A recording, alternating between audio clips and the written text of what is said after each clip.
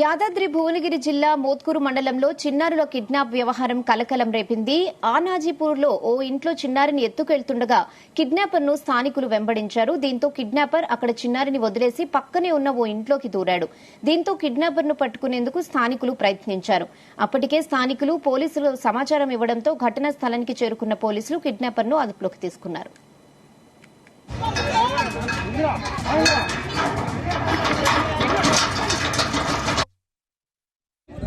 మేము ఇక్కడ ఉన్నా పని చేసిన బయకాడు ఉన్నా ఊరికి జంగాల నర్సయ్య కొడుకు ఫోన్ చేసిండు.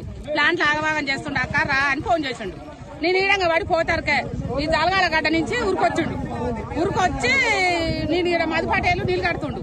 మధుపాటేలా ఎవడో దొంగ వస్తుండు, జర ఎట్లా చేసి పట్టు అని నేను చెప్పగానే మధుపాటేలు వచ్చిండు. రాగానే ఆయన మీద శూలం తీసుకొని ఉరుకుతుండట. శూలం తీసుకొని ఉరుకుతుంటే ఈయన చూసిండట, గోడ దుంకిండట. వాళ్ళ నుంచి ఆంచల్కి ఎందుకు వస్తుంటే నేను మన ఫోన్ చేసి నాకు శంకరమ్మ ఫోన్ చేయగానే నేను ఆంచల్కి వస్తున్నా. ఆంచల్కి వస్తున్నా గేట్ కాడికి వచ్చిండు. నన్ను చూసిండు, తప్పుడు గేటకి అలా దునికిండు.